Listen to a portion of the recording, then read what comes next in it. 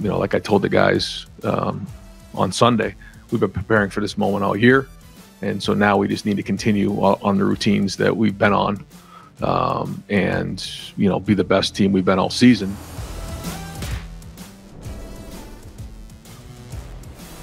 All right, well, here we're going to find out. Are they ready? We will find out in just a few hours or a couple days. I mean, depending on when you're listening to our show, that game might be just a couple minutes away. Welcome to Always College Football. We appreciate you coming to us. I view today, I'm taping this on Tuesday night. Full disclosure, you guys are part of the trust tree, so don't tell anybody. But I'm taping this on Tuesday night. We're going to put the show out on Wednesday. We're about to embark on my favorite sequence of days on the football calendar. I love what we have on Thursday with the NFL, and then we have the Egg Bowl. I love that now Black Friday has become a huge day for matchups that we have to look forward to, like Oregon State and Oregon. That being on Black Friday is going to be amazing. We have Texas Tech and Texas on Friday. That's going to be incredible as well. And then, because that's the appetizer, we move into a full slate of Saturday action, like the Iron Bowl, Ohio State and Michigan in the game. So many different Big 12 conference championship game scenarios that we need to break down. Georgia and Georgia Tech. Georgia's going on the road. Florida State, a top 5 team on the road at Florida. We're going to break down all of these games to the best of our ability. We're going to break down the Apple Cup and why I think these teams are crazy similar in a lot of different areas. So there's a lot of breakdowns that we need to get to, but we also, because it's a Wednesday show, we need to break down the college football playoff rankings from last night. Here's what I think they got right. Here's what they got wrong. Here's how I think they're trying to justify it. Here's why the move was pretty significant and why there's really not a whole lot that you can do if you're Texas and Alabama, at least at the moment. So we'll break all of that down here on a Wednesday edition, a special edition, holiday edition of Always College Football. So let's kick it off with some rankings reaction. College Football Committee rankings breakdown. We do it here every single Wednesday. This week will be no different. I'm fresh off the set, just finished up the show. A couple takeaways that I think are of significance. Let's start at number 1. Georgia is at number 1. Nothing to really talk about there, nothing to really break down. I'd love to try to let's make an argument on behalf of some. No, I mean, Georgia's won. It makes perfect sense. Number 2 is where I think it begins to get a little bit interesting. Not that I have anything against Ohio State. I don't. But I thought Joey brought up a really interesting point today in assessing, well, why doesn't Washington, if their resume is so strong, why don't they jump up over Michigan? Which I think we should maybe push back just one step further. Well, if their resume is so strong, why don't we just put them ahead of Ohio State? Because if we're going off of resume, Washington has had for a while arguably the second best resume, or at least in the mix, especially with the addition of the win against Oregon State. That was a really good win on the road. They've now run a gauntlet and have faced multiple ranked teams in the last handful of weeks. Arizona win is looking better and better. So they have 3 wins. If you look at what Washington's accomplished, Washington has beaten 3 teams that are currently ranked in the top 16. You have Arizona, Oregon State, and Oregon.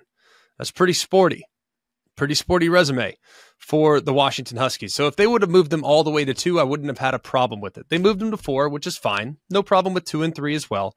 Actually, the committee's rankings were exactly how my rankings were. So we're on the same page. At number 4, Florida State was there. They moved down to 5.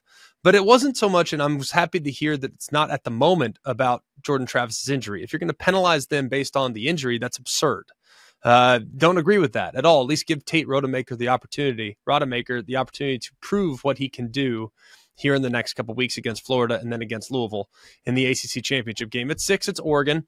Oregon now with Utah's loss now has no wins against teams that are currently ranked in the top 25. I think Oregon's really good. I've said that from the beginning. Offensively speaking and defensively, I think they are excellent. Great eye test, great talent, great personnel, everything that you could possibly want, but their resume is not where it needs to be. But the committee's told us that they view Oregon as superior to Texas and Alabama. They've been there from the beginning of the rankings, which is perfectly fine. Texas is at 7. They're ahead of Bama. They beat them head to head. And there's already starting to become that groundswell of support. And I know that obviously with where I went to school, a lot of people want my opinion on the topic. Y'all, we have to acknowledge the results We have to acknowledge the result. It's as simple as that. I mean, if the committee is to put Bama ahead of Texas at the moment, they would be creating a very slippery slope and precedent that we don't want college football to have. Because if you put Bama ahead of Texas, then you are basically saying that the regular season doesn't matter. And we don't want that. That's not good for anybody. And look, I'm as big a Bama fan as you'll find, I suppose, but that's not good for anybody. That's not good for the sport. That's not good for the health of the sport. So that's not going to happen. I don't see Bama jumping Texas. I just don't see it happening. If Texas loses to Texas Tech this week, if Texas loses in the Big 12 title game to whoever it is they play against, then yeah, Bama will of course jump ahead, but they can't jump ahead right now. Another thing that I thought of significance in this week's rankings, a couple of movements that I didn't necessarily agree with. Tennessee, they have now dropped 3 spots from 18 to 21. They have gotten their doors blown off the last 2 weeks. Their doors blown off. They've been outscored in the last 2 weeks, 74 to 17 in the last 2 weeks. And they've dropped now to number 21. I understand that. I get it. But when you lose to Bama, Georgia, Missouri, those are 3 really good teams. Like, no one's going to doubt you, but it was more how they lost. And if they're going to value the eye test and all these other examples, then how can you justify at the moment having Oregon State at 16, who just dropped 5 spots after a close 2-point loss where they had the ball with the chance to potentially win the game, had Washington in the 3rd and short where Michael Penix had to throw a back shoulder to put the game on ice. They lost by 2 to a team that's ranked 4th. Tennessee has gotten outscored by 57 points in the last 2 weeks, and they drop only 3 spots. Doesn't make sense, but I digress. Who should Oregon State be in front of? That's what the committee and the people on the desk asked me about today. I said, well, I could make a pretty good argument in favor of them being in front of Oklahoma. I could make a decent argument in favor of them being in front of LSU. They're not going to be in front of Arizona. Arizona beat them. So I'm not going to push back on that. But I just felt like it was a little bit unequal. I think Tennessee should be lower. I don't know why Tennessee is sitting at 21. I think you can make a case they shouldn't be in the top 25, if I'm going to be completely honest. Clemson's back in, that helps Florida State. NC State's in, that helps Louisville. And anything that helps Louisville helps Florida State. So there's also this notion of, well, hey, I heard people today say, well, I think Texas could jump Florida State. Y'all, I don't see it happening. I just don't see it happening. If, regardless of what happens in the other leagues, if there's a spot available and Florida State is 13-0, it's not going to happen. I mean, I would be absolutely shocked. They won all their games. The results have to matter. Have to matter. If they won all their games and the teams they're being measured against didn't, we should give the benefit of the doubt to the Florida State team that won all their games. And by the way, it's not like they ran a group of 5 schedule. They beat a Power 5 team, a bunch of Power 5 teams, en route to a possible playoff berth. So I don't know why this is some groundswell of support for a program outside of Florida State. I don't get it. I think if Florida State's 13-0, they'll be in. There's no way the committee is going to create that precedent where they leave out a Power 5 team from that wins their conference undefeated, that also played a non-conference opponent that's currently ranked in the top 14. I don't see it. And with the win against a team that's currently in the top 10 in the title game. I don't see it. But a lot of people, seem to know more than me, I suppose, but I digress. Let's get to the breakdowns. So many games that we want to get to. The rankings are the rankings. We'll get back to those again next week. Tons of takeaways, tons of things to continue to kind of push back at. But let's be real. The top 8 teams haven't lost since the rankings came out. So there's only so much movement that can happen, but we try to make the most of it for sure and try to have some fun, try to have some good, healthy debate in there as well. But what do we do this for? We do this for the game. So let's break them down. We got some big games on rivalry weekend. Have you ever dreamed of hitting the road in your very own customized Mercedes-Benz Sprinter? Follow college football all season long by hitting all the biggest games in college football's most celebrated stadiums. At ESPN, we dreamed that dream, and with the help of Mercedes-Benz, we made it happen. This year, our very own Jen Latta has teamed up with Mercedes-Benz designers to create a road-ready, fully functional, state-of-the-art podcast studio on wheels. The ride is pure Mercedes-Benz with all-wheel drive and the latest driver assistance, safety, and tech. The podcast studio must be seen and heard to be believed. a spacious and chill conversation space with mics, camera, and mixing board to capture the action. On board, Jen Latta will be interviewing some of the biggest names in college football. All points to Mercedes-Benz for always bringing some extra. Out back of the Sprinter, they're innovating, pushing the science of the tailgate, complete with grill, cooler, TV monitors, and more. This is #VanLife meets the fan life. To get an inside look to this one-of-a-kind, blow-your-mind collaboration came together, visit mbvans.com/sprinterlabs. The Mercedes-Benz ESPN College Football Podcast Sprinter, coming soon to a game near you. This weekend preview is brought to you by Dr. Pepper. It's not college football season without the delicious taste of an ice-cold Dr. Pepper, the one fans deserve. Let's get things kicked off with some Friday nighters. Yeah, we're not going to go in our normal arrangement this week. It's rivalry week. We're going to do things weird. Let's get off the charts and kick things off with the Platypus Trophy, all right? Oregon State and Oregon. We'll kick it off. It's going to be an awesome game. With a win, Oregon clinches a spot in the Pac-12 title game. They also can get in with an Arizona loss, but Arizona is probably unlikely to lose to Arizona State, but anything's possible. A couple of questions in this game.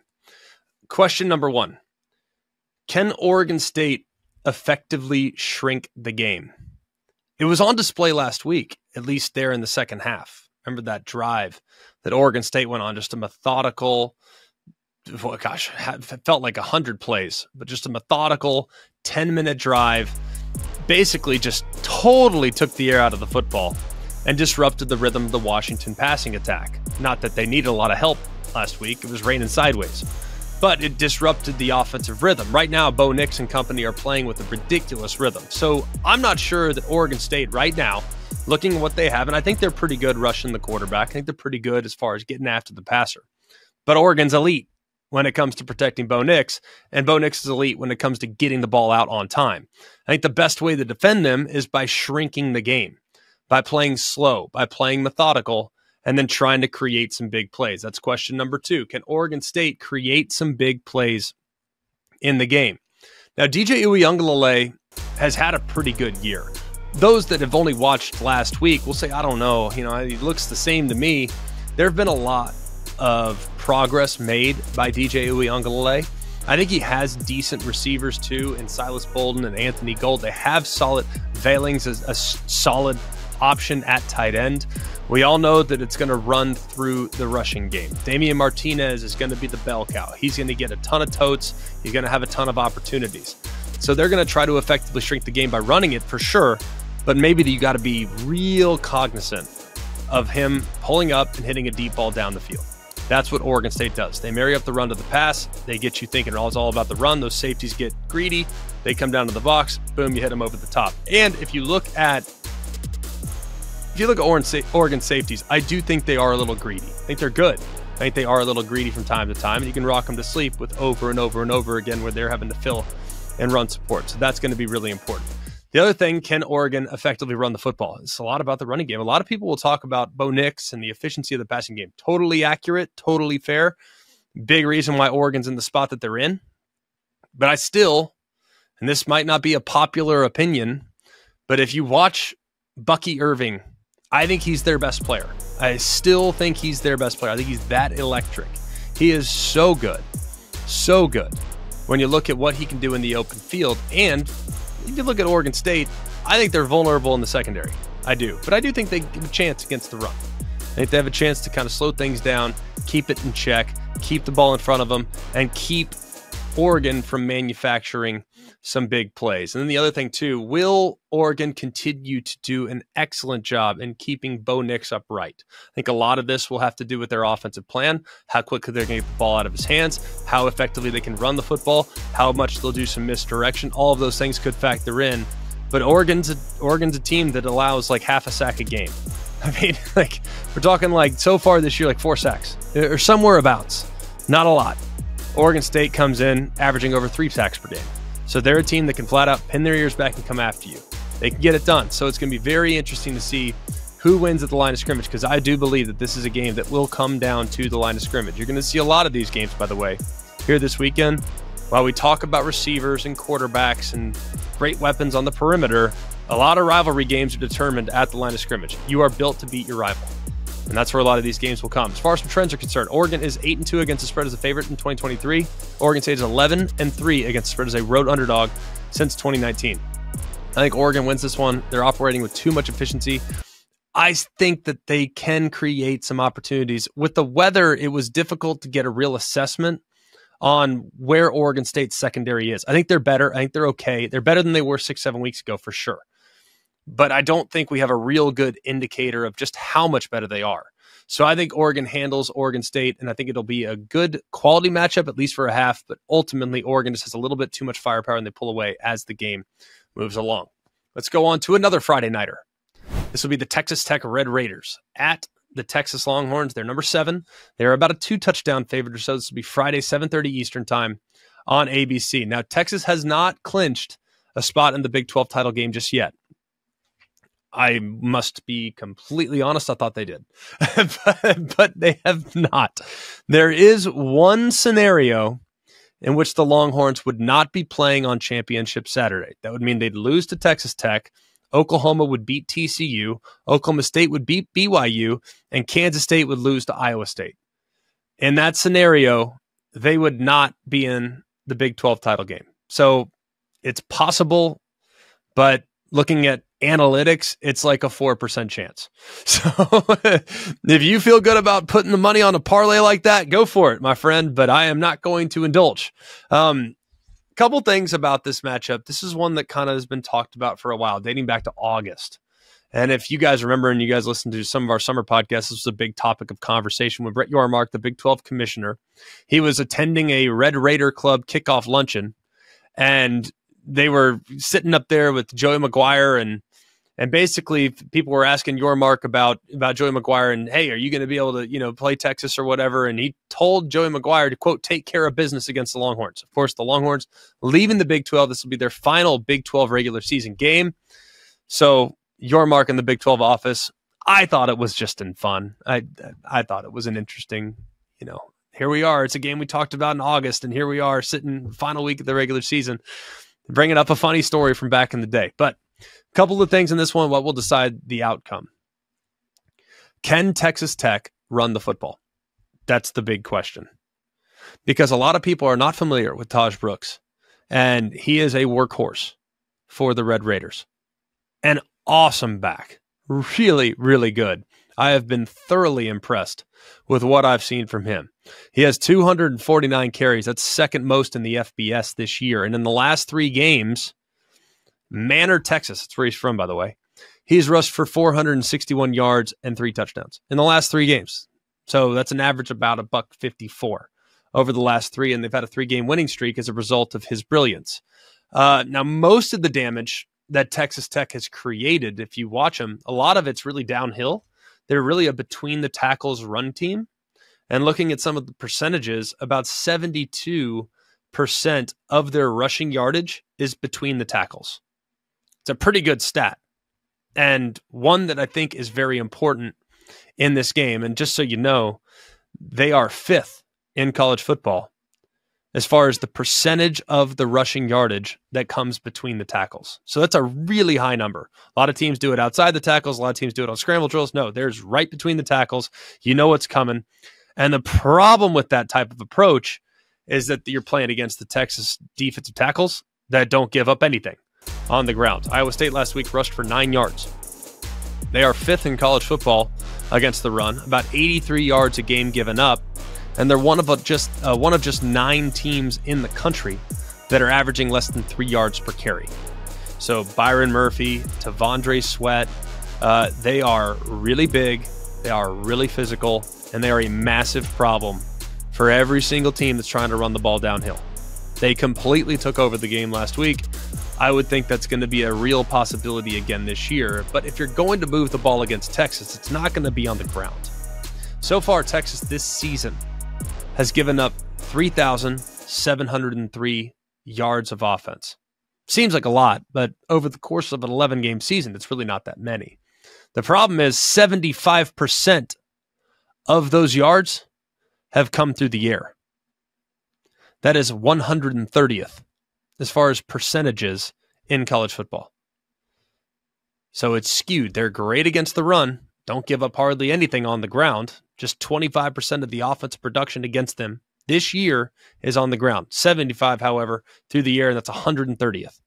An important stat when taking that into account, which means Taj is going to be important at running back, but it's really going to shift to more Xavier White, who's number 14. He averages a lot of big plays, about 9 yards after catch per reception. He's a big play threat and can be a big problem for him. Another guy that you need to be keeping an eye on for Texas Tech is Miles Price. He's been a little banged up lately, but they've remained hopeful at this point that he'll be able to go. He is excellent after the catch. Not as much down the field. Xavier White's your guy down the field, but Miles Price is your guy. You kind of get him on screens, you get him, and he takes off with it, and he's really difficult to bring down in the open field. Another injury, I just mentioned what Miles Price is dealing with. Texas Tech is also potentially going to be without their linebacker, Steve Linton, who's one of their better defenders. And he's missed the last 3 games. Will he be back? It'd be big to get his presence back at linebacker. He's had a couple of big forced fumbles against Baylor, and he would just be a really important piece to kind of add, knowing what Texas can attack you with and how they can attack you. But the big question for Texas, and it remains this and has been this for, as long as I can remember, Texas has got to be able to finish drives. And if not in this game, then the next game, and if they get in the playoff, they have to be able to finish drives, because right now they have 42 red zone penetrations this year, just 19 red zone touchdowns.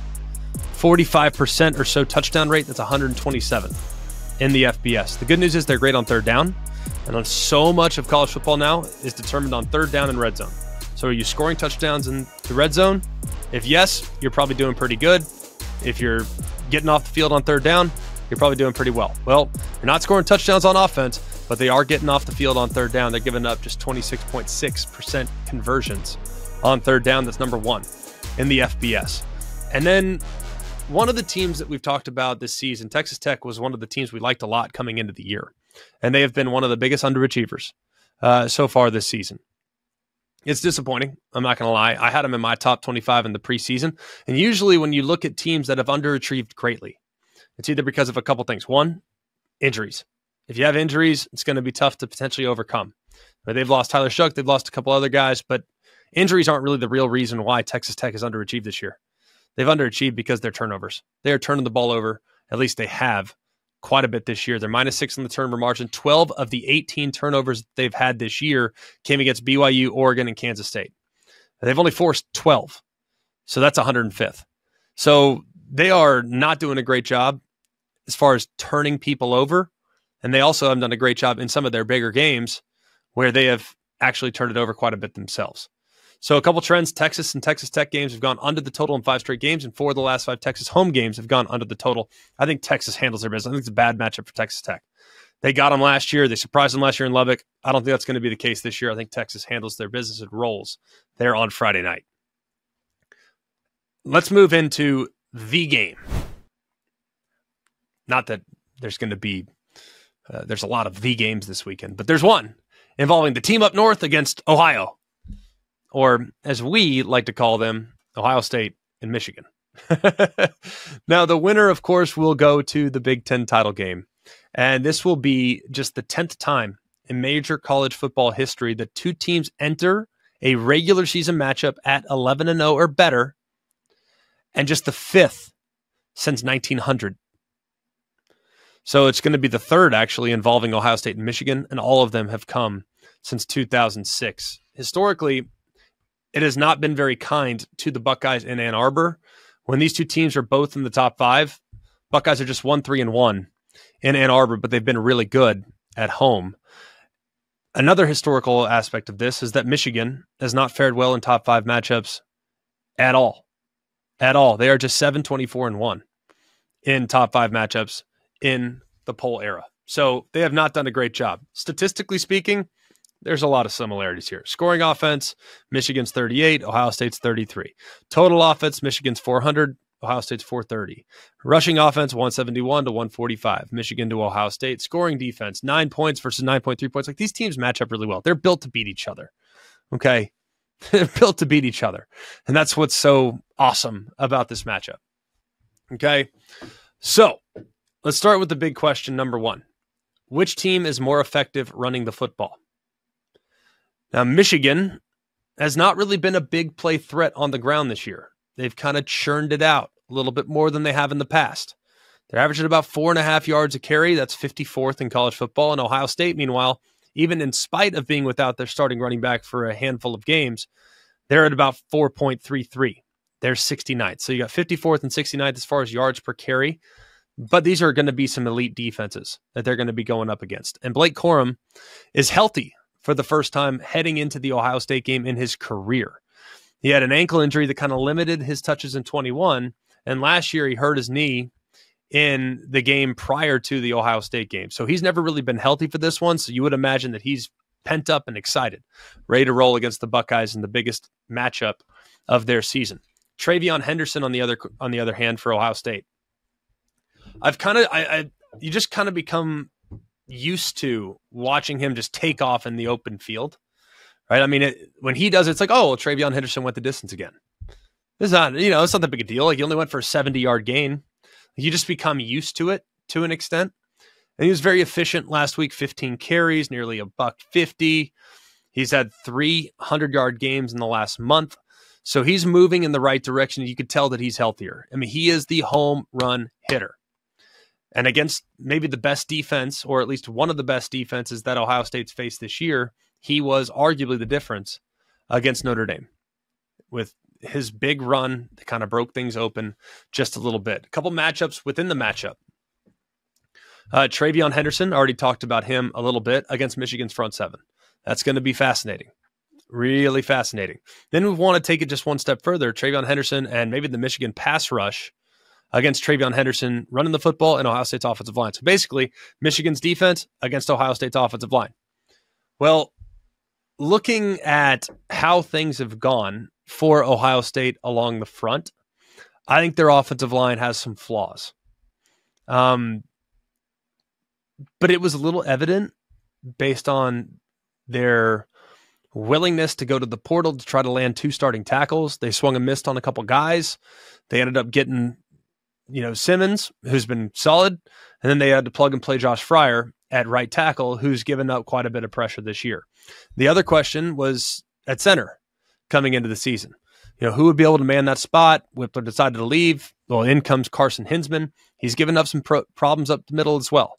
So this is a group that can be at times susceptible to an elite pass rush. And if you look at what Michigan did last week and what they've done all year long, they are wreaking havoc against a lot of teams, not just against the run, but also in the pass rush as well. They have edge rushers that are just a handful, like Braden McGregor, edge rusher that's outstanding. A couple of defensive tackles, Mason Graham, Cam Good. These guys are outstanding. More edge rushers, Derek Moore, Josiah Stewart. These guys are all, they just roll them. It's like every series, it's like a different guy.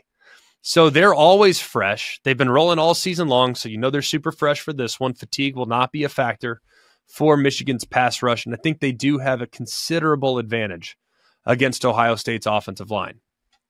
Now let's go to Michigan's offensive line against Ohio State's defensive line. One of the questions for Michigan, and they've been a strong unit that has improved gradually over the course of the season up until the last 2 weeks. Now, the offensive line the last couple of weeks, for whatever reason, has just not really played very well. And much like Ohio State, it's the right tackle that can at times be a little bit of a problem. Now, that's Carson Barnhart, not calling him out, but he's a guy that they need to be real mindful of. And I would think that Ohio State's probably trying to attack that side. So you can leave a tight end over there. You can leave running backs in over there. You can help him out a lot, and you might have to. But that's going to be a position I'm watching closely. Now, it also sounds like Ladarius Henderson, who missed last week, should be good to go at left tackle. But the tackle spot is of a little bit of concern if I'm the Michigan Wolverines. The good news is that Ohio State might be a team that can pressure you, and they might be a team that has talent, but it hasn't necessarily matriculated into performance on a regular basis. Like Jack Sawyer and JT Tuimoloau, they're talented guys, but their impact on the game, I would think for guys with that skill set and that talent level should be higher. I feel like those guys could take over the game every week, and it just doesn't happen. So I'll be watching those guys very closely. Both teams, frankly, I'll be watching both sets of tackles, both Michigan's and Ohio State's, against the defensive lines they'll be facing off against, because that could very easily determine the game. Another fantastic matchup in the game is cornerback Will Johnson against Marvin Harrison. Now, Will Johnson has given up just 8 receptions this season as the primary cover guy. Meanwhile, we know bigger the game, better it seems like Marvin Harrison plays. He is arguably the best player on both teams. So if the opportunity presents itself and he's in a one-on-one, can he win on a consistent enough basis against Will Johnson, who's an elite All-American caliber corner in one-on-one situations? But not to lose sight of that one, because if Will Johnson wins that one, that's a huge, huge, huge coup for the Michigan Wolverines. I don't think he will. I don't know if anyone can, but I know he's sure going to try. The inside slot guy is also going to be very important. That's Mike Sainristil. He's going to be working against Emeka Egbuka. Now, Sainristil has really improved from year 1 to year 2. He was at one point a receiver and went back and forth. He's played slot corner. He's played on the perimeter. He's been a situational blitz guy, but he's really kind of come into his own and had maybe the best performance of his career last week against Maryland, a couple interceptions. And Egbuka has missed a couple games this year, but when he's had to be there, he's been there. He seems to always step up when the opportunity presents itself. A la big play against Notre Dame. He hitches it up right there before the goal line on 3rd and 17 or whatever it was for the first down. So Egbuka against Sainristil is also a massive matchup. And then finally, let's talk about the quarterbacks. I know they're not going to be going face-to-face, right? I understand that. Let's talk about J.J. McCarthy's matchup first. J.J. McCarthy, Roman Wilson needs to be at 100%, hopefully. Little banged up last week. Colston Loveland, I think, is going to need to be at a high level in this game as well. Those two guys need to play great. And then if you look at Cornelius Johnson, he was a huge difference maker in the game last year on a catch and run. Will he be a difference maker again? Samaj Morgan, Tyler Morris, other guys, you're not going to be super scared of those guys. So I think the big thing is Roman Wilson at 100%? If not, can Colston Loveland and Cornelius Johnson handle the workload? And J.J. McCarthy's got to play better. He did not play well last week.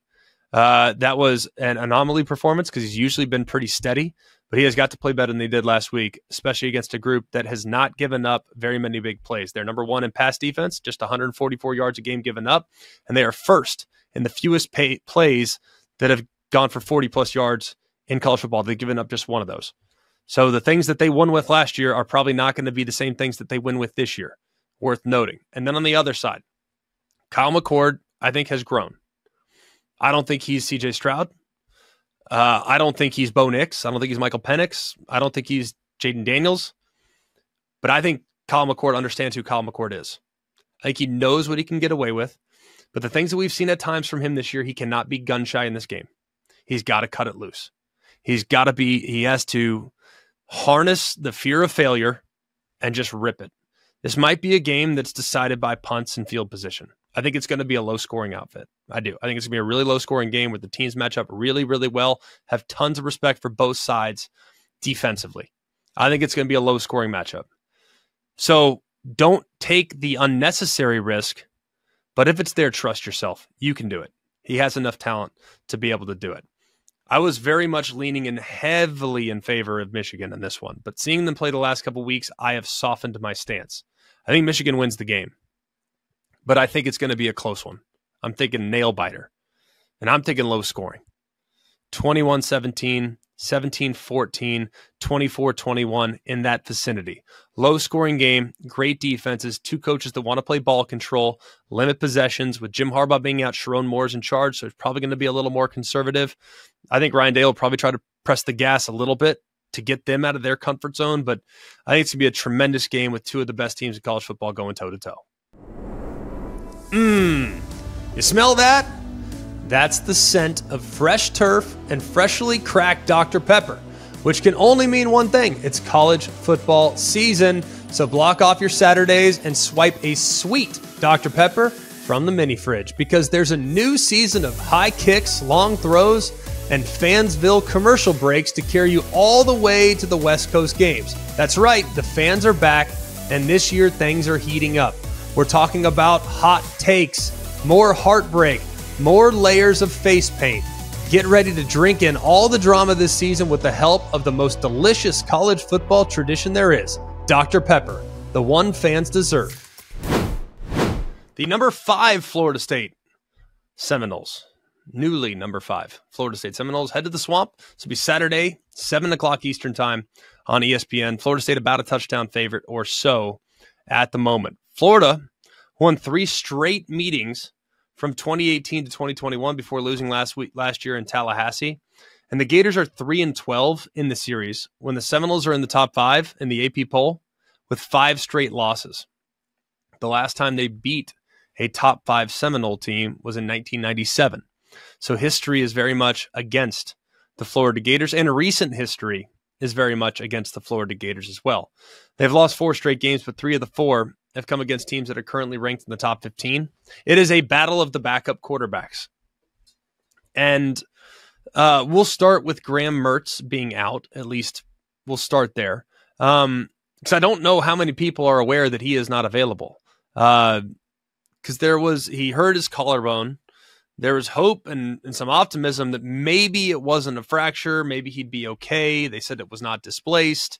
But it's not something that's at the moment's going to require surgery, but he's unavailable for this one either way. So was bummed to see that Graham Mertz, he had a great year, by the way. And if the Florida Gators lose, then his season is obviously over because they won't go to a bowl game. But he'd made great strides this year at Florida and should be proud of just how much he's improved from where he was a year ago at Wisconsin. This means that Florida will officially turn to Max Brown. And as of right now, I don't know a ton about him. I've been able to kind of reach out to some folks that are more familiar. He completed 4 of 5 for 56 and had 7 carries for 42 yards against Missouri. So I got to see a limited bit of work, but I don't know a ton about the guy. I don't know a ton about his skill set. He's got some good mobility, according to the people I talked to. And it seems like that Billy Napier actually really likes his future. But this is not going to be a great spot to go into, especially understanding what's going to be coming against you with the pass rush that Florida State is likely going to bring. Jordan Travis on the other side, he's the one that everybody knows about.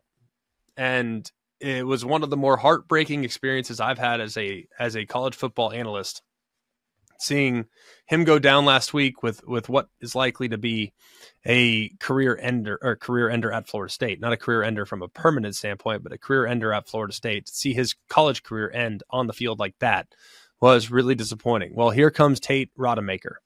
And so far, statistically, here's what I got. He is 20 of 35 this year with 5 touchdowns against 0 interceptions. Now, 23 of those attempts came last week against North Alabama. So not a ton of experience this season against top-tier competition, but he did get quite a bit of burn last year against Louisville, and he actually led Florida State to a comeback in that game after Jordan Travis was banged up there in the first half. Here's what I've been told about Tate Rodemaker. He has great arm talent, and he's a lot more athletic than you realize. But he's a very smart and cerebral young man that is a coach's kid and also has great intangibles. I mean, he's there at Florida State, has been there for 4 years, and has just wanted to stay in the spot that he's in, learn, develop, and then in time, he's going to get his opportunity. Taking the Carson Beck approach here in the college football world. It's very different from what it is in so many other places. He was not as highly regarded as a prospect as some of the other guys that have sat around and waited, but still, he's a guy that they really like. This was the first commitment that Mike Norvell received when he became the head coach at Florida State. So it's a guy that he's acknowledged, he's a guy that he's noticed, and the guy that's gotten much better in the system and much more comfortable in the system these last couple years. Big thing for Tate Rodemaker in this one is he just has to play really smart. Because Florida is not a team that's going to generate a lot of pressure. They have just 19 sacks on the season. And then 5 of those came against Arkansas. He's not a team that's going to generate a ton of pressure, and they're also not a team that's going to turn you over. Florida's created just 7 turnovers this year. That is 130th in college football. So he needs to be smart with the football, don't take any unnecessary risks, and force Florida to be the aggressor and see if they can actually pull that off with a backup quarterback in place. He's got a great supporting cast. He has excellent receivers on the perimeter. He's got a really good run game. His offensive line is a little bit suspect at times, but I think that they'll protect him, and I think Mike Norvell will have a really good plan to make sure that he's super comfortable in this start against the Florida Gators. A matchup that I'll be paying close attention to on the field will be Greedy Vance against Ricky Pearsall. Ricky Pearsall is a guy that wasn't used enough last week.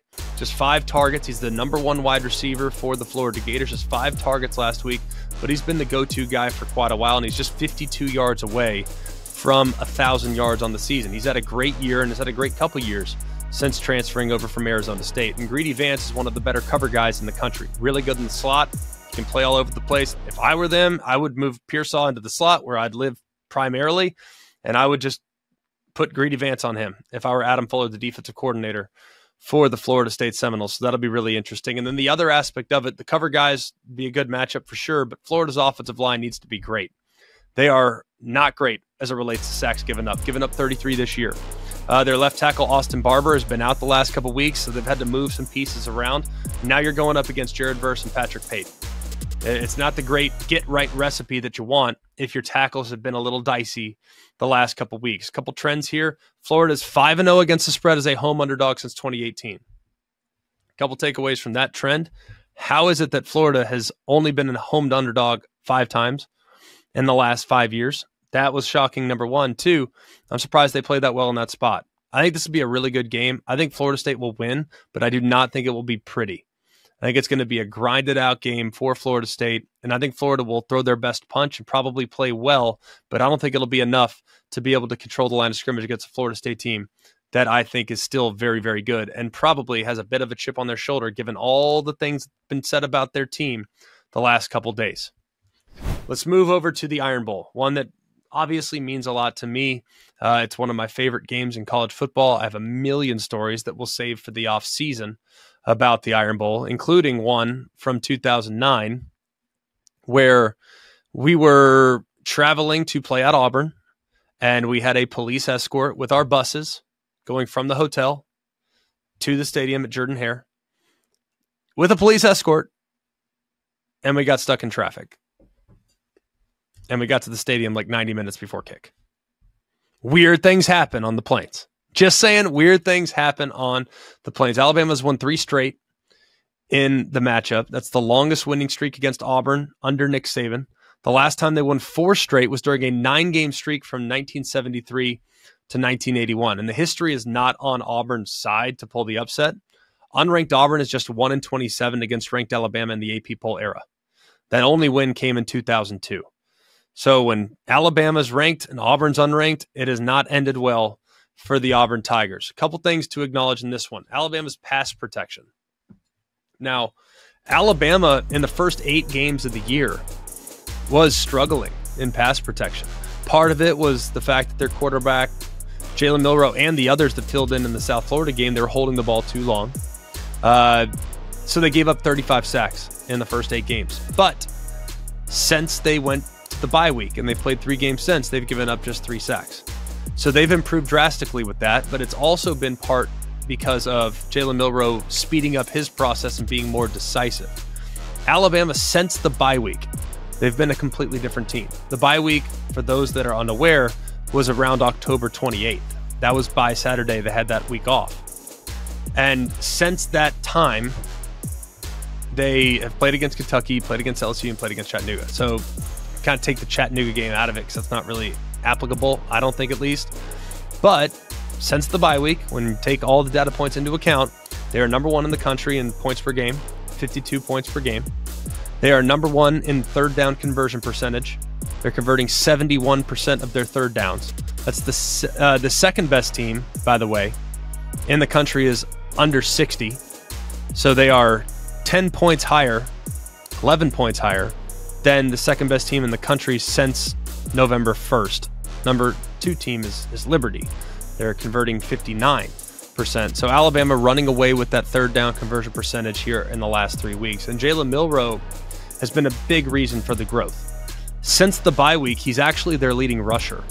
31 carries for 190 since the bye week. And if you look at the first 8 games, He had 47 carries.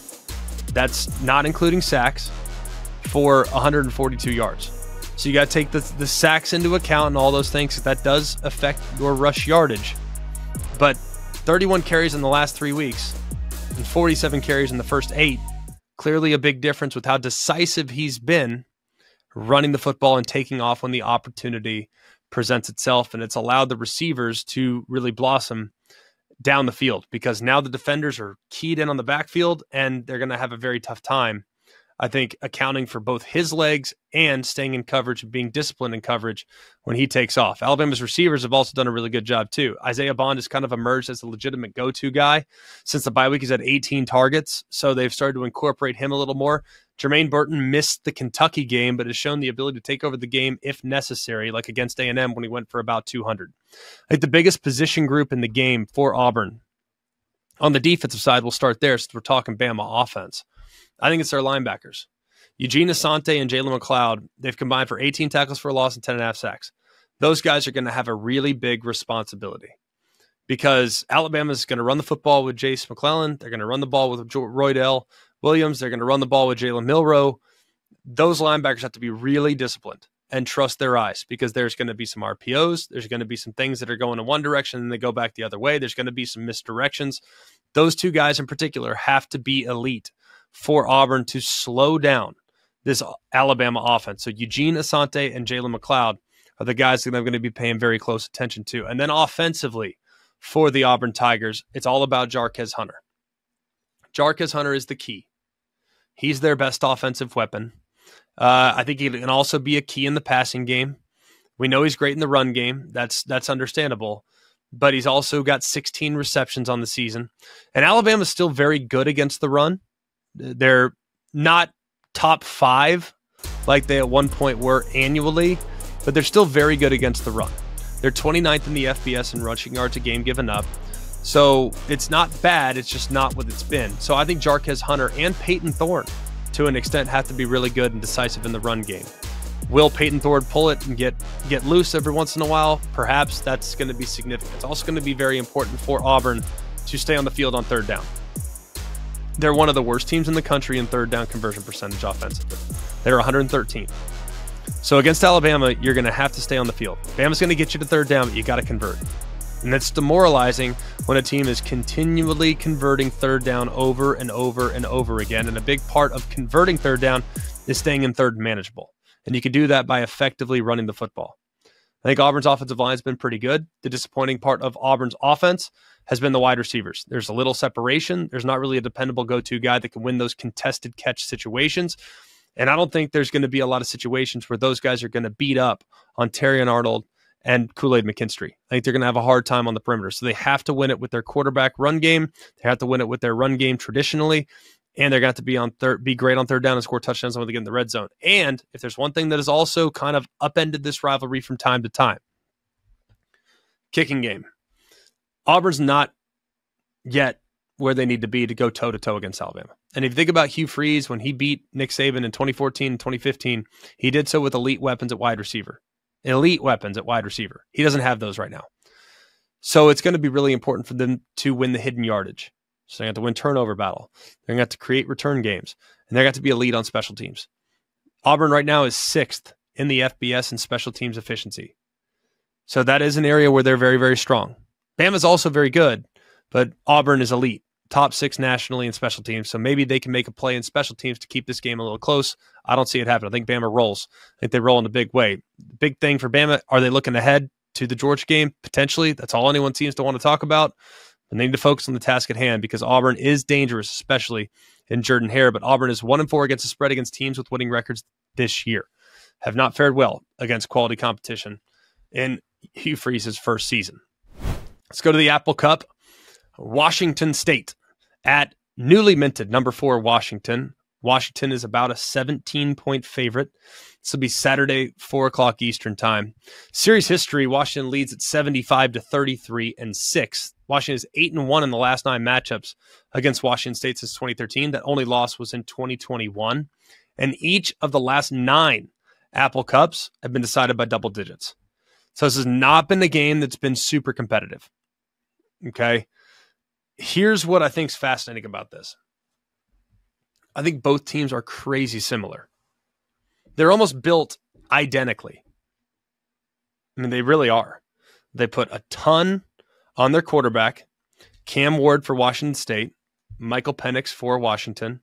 Cam Ward's a much more mobile option. He's going to run around and create and make plays and try to kind of play basketball on grass. He'll run around and throw no-look passes and back across his body and outlets.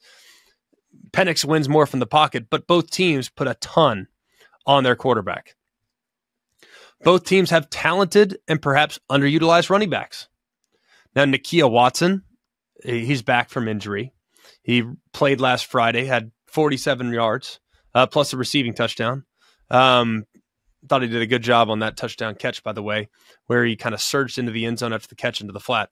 Has been a little limited, but he did look pretty healthy this past week. And then Dylan Johnson, at times, has been really important. The SC game stands out. But Dylan Johnson, even when he was at Mississippi State, is a very capable downhill runner for the Huskies. So really talented, arguably a little underutilized at running back. Both teams have really adequate edge defenders defensively. Braylon Trice, Ron Stone, like they have really good take over the game defensive ends. Now, they haven't made the impacts that you'd like to have on a week-to-week basis, but they're comparable. Both teams have been a little bit hit or miss with their production defensively. And these teams are crazy similar. Crazy similar. The problem is everything that Wazoo does really, really well, Washington just does better. And I think it's going to be really hard to out-Washington. Assuming there's no rain in the forecast, assuming there's no chaos and all those other things, we know that both teams are going to rely on big plays. Let me just go through a couple stats for you just so I can tell you how similar these teams are. All right, Washington State, they average 338 yards passing a game. That's fourth in college football. Well, Washington, 358, 20 more yards, they're first. Washington State is thrown for 3,700 yards, 3,721, that's fifth. 80% of their offensive production comes through the air. That's the second highest percentage in the FBS. Number one would be Colorado. So they don't do hardly anything on the ground, but they're fifth as far as yards gained through the air. Well, Washington's second.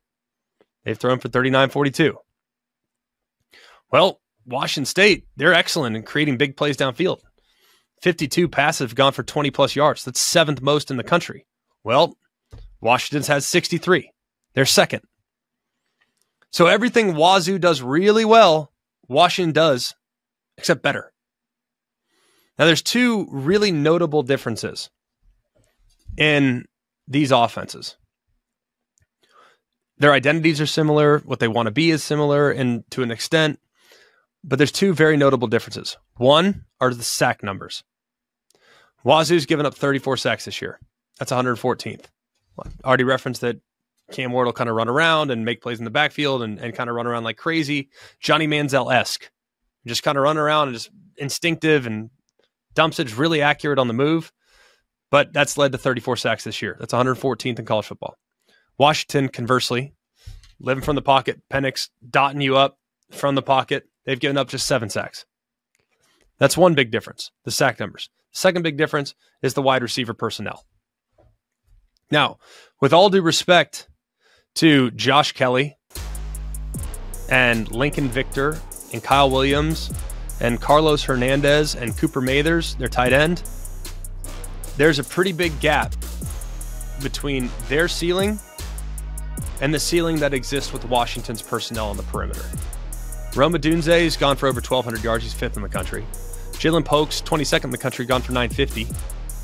Bernard McMillan, who's finally back healthy, even though he might not necessarily be at 100%, he was the number 2 coming into the season. So if he gets back to right, then he's on another level. And so far this year, he's got just 311 yards.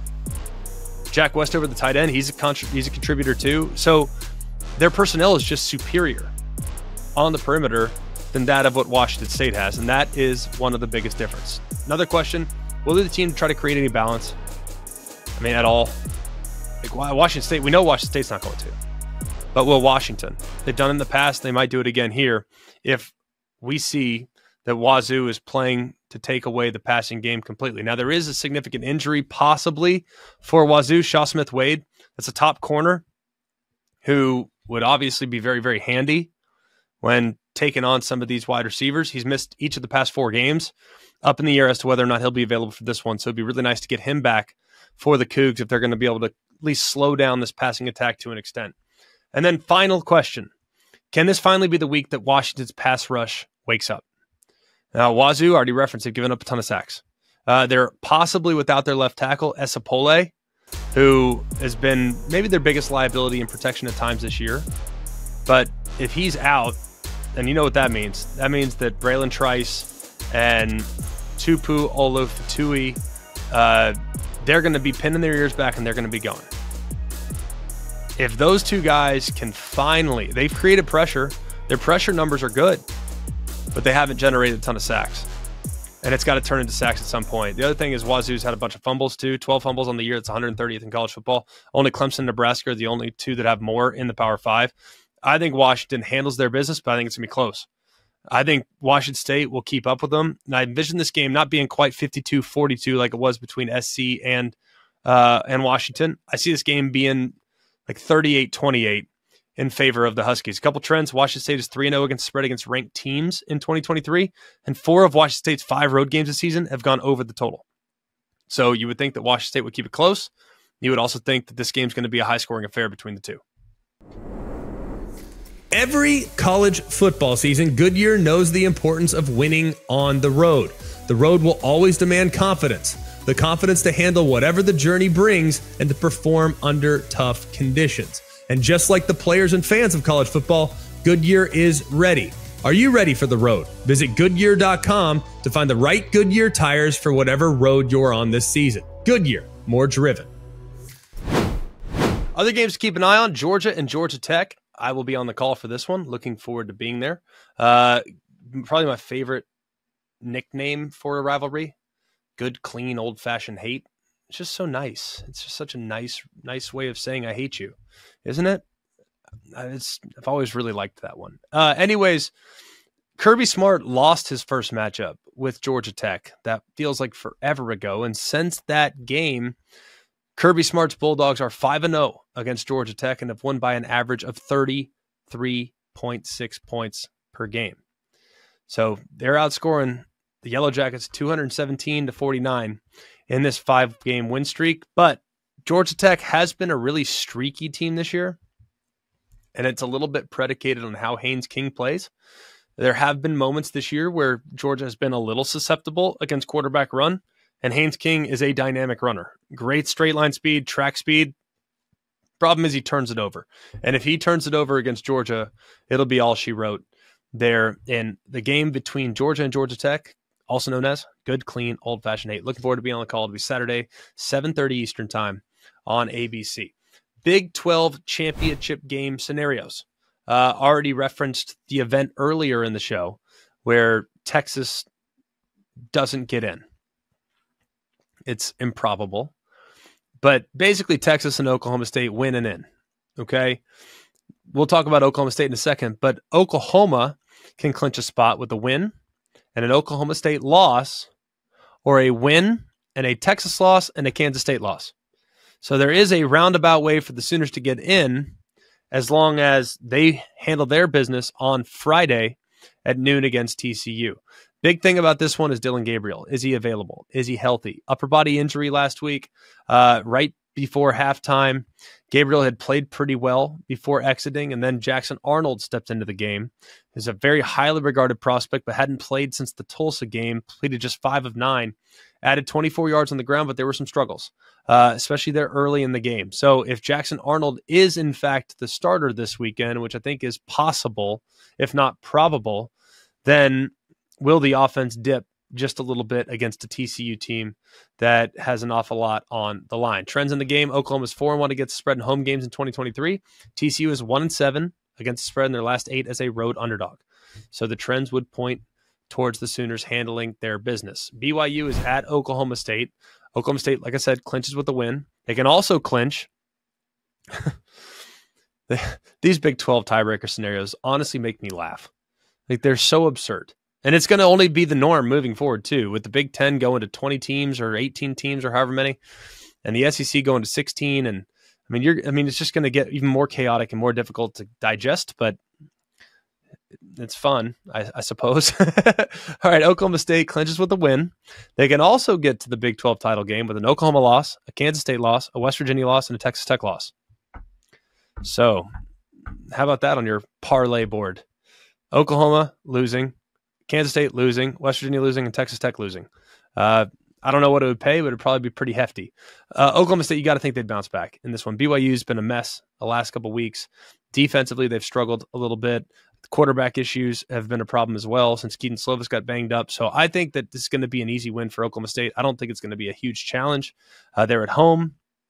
In the event in which they were on the road, I could see it being much more difficult, but I think they'll handle their business and get the job done. Even though there were moments last week where I felt like BYU was playing a little bit better.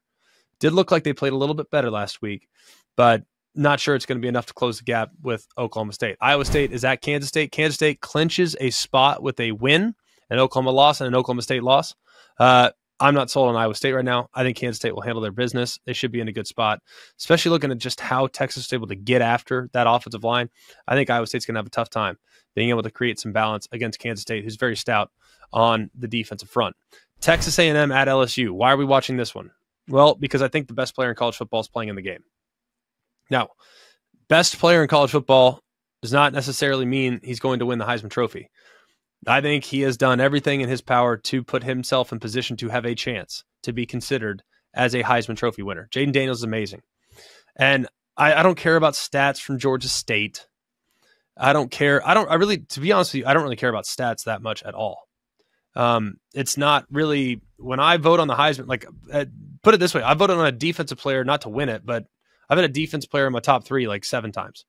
So I don't always go on stats. I go on the guys that I think are most beneficial to their team, the guys that give their team the best chance, the guys that can take over the game at any one given moment. But every single offensive metric, for the most part, supports Jayden Daniels being the best player in the sport.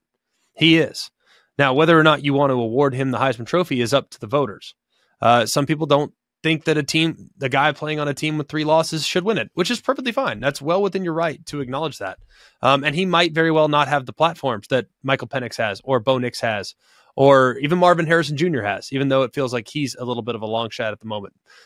Even Carson Beck, he might not have the opportunities and the platforms that those guys are going to have. But I'm just telling you, as someone that's watched probably every snap of Jayden Daniels' season, there has not been anybody that's played at a higher level than him. Will he win it? We'll find out. But if he puts up a big game statistically against Texas A&M, that would probably go a long way towards impacting his odds of potentially getting the job done. After all, the 8 touchdown performance last week, that improved his odds. He went from being the second favorite to the favorite after a game against Georgia State, which I find amazing, but everyone views it a little bit differently. The Egg Bowl, this one will be Thursday night. So enjoy this one tomorrow. Nothing better than 2 teams that absolutely hate each other right after you stuff your face with Thanksgiving food. I've called this game 4 times. This one means a lot to me. I like this game a lot. It was at one point maybe the dirtiest game I've ever called.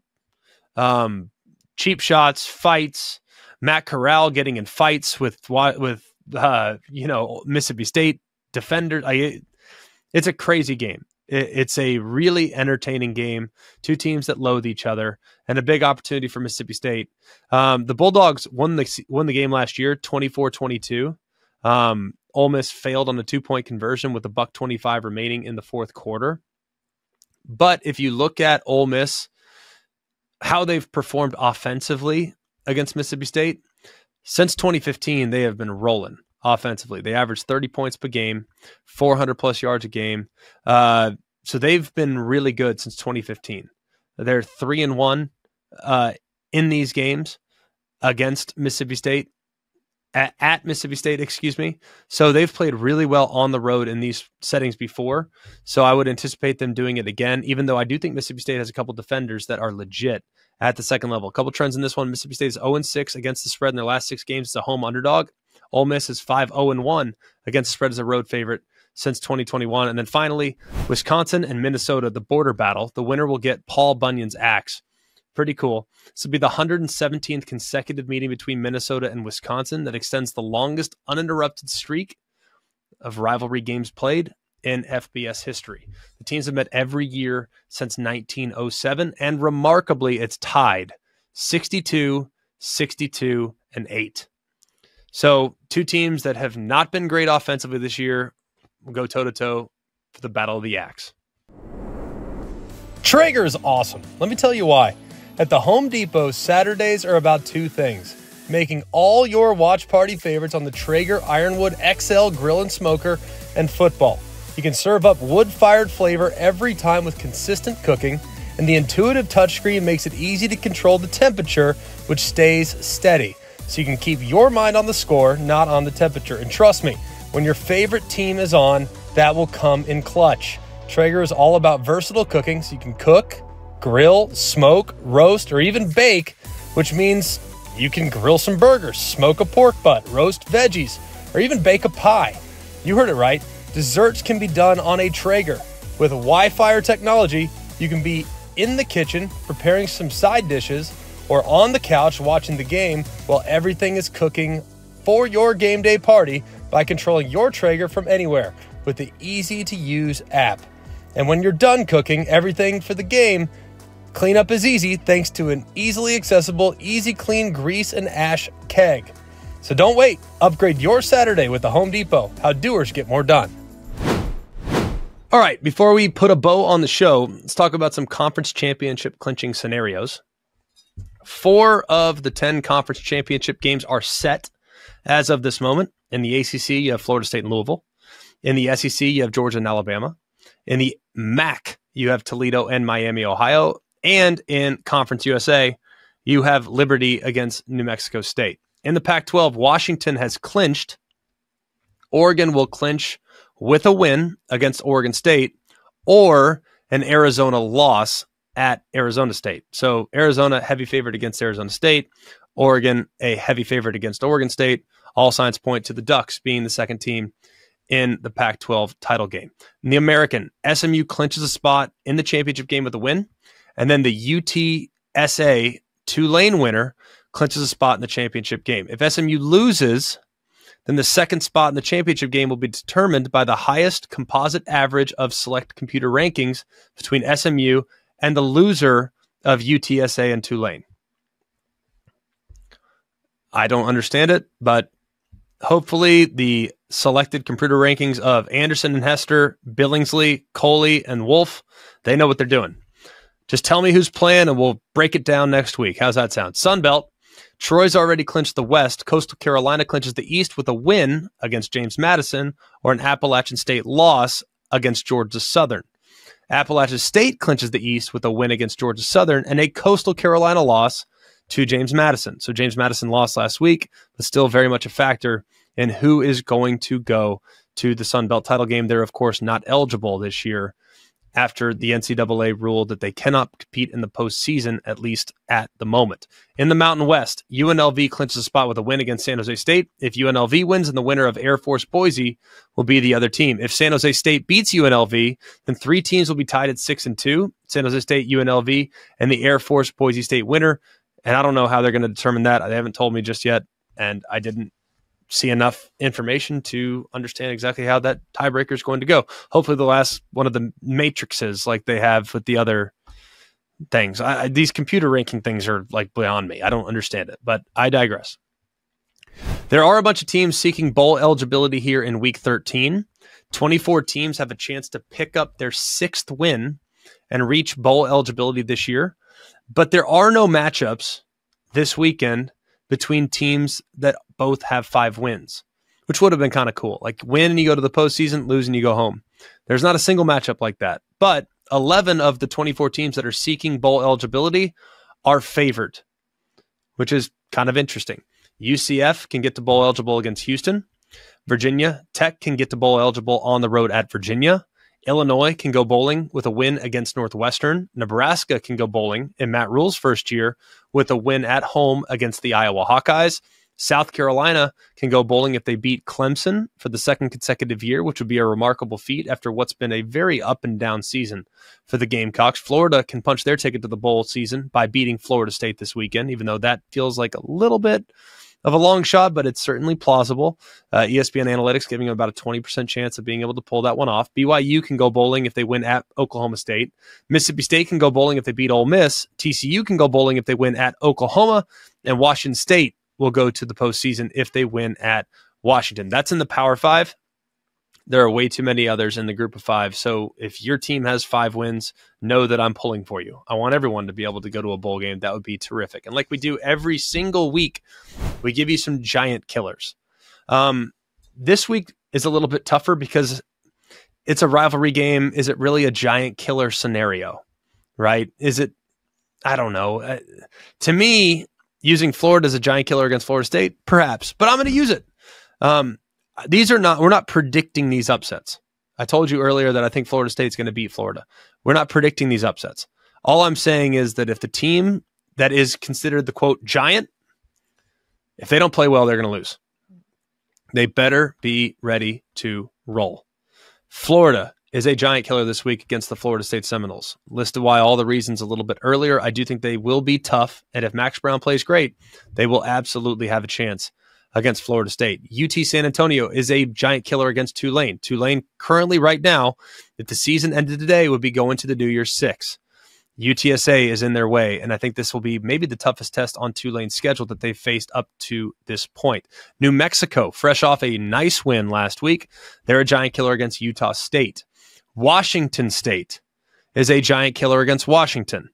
I told you how these teams match up very, very closely. I think they're comparable with their styles of attack. And if Cam Ward goes off and if Washington has a less than stellar performance defensively, they could definitely pull off the upset. It wouldn't shock me whatsoever. But I think Washington is elite. I think they're better at Wazoo than in pretty much every category that Wazoo's good in. So I favor Washington, but I think Washington State will certainly make it interesting. And then finally, I think Oregon State will make it interesting in Oregon. I do. I think that game has a chance to go down to the wire. It just depends on whether or not Oregon State can control the flow of the game.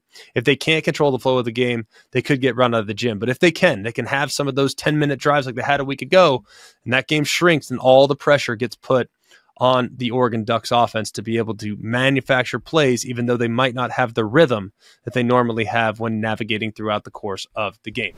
For all of us here at Always College Football, can't tell you how much we appreciate you guys for all that you've done for us this season. I know that it's Thanksgiving time. Everyone's with their families. I hope you're listening to this podcast as you're driving to go be with loved ones for the holiday. Know that we are so remarkably thankful for you. We wouldn't be able to do this if it weren't for your support. We wouldn't be able to do this for all the people that have reached out and sent us messages, left us comments, left us ratings, left us reviews. We wouldn't do it if it weren't for you. We do this for you guys. We love the sport. You love the sport. And we feel like this is our little home to be able to talk about the sport on a week-to-week basis. So thank you to all of you that have made this such a special season. Plenty more to come. We're not done. Plenty more to come, but I'm very thankful for you. Know that for all of us here at Always College Football, for Mark, Jake, Jack, the other Jack, I'm Greg. We hope you have an amazing, amazing Thanksgiving weekend. Enjoy the rivalry games. We'll be back on Sunday to break it all down. And for all of us here at Always College Football, happy Thanksgiving. And remember, it's always college football. Hey guys, it's Greg McElroy. Thanks for watching Always College Football. Make sure you like, rate, and subscribe to ESPN's YouTube channel and wherever you listen to your podcasts.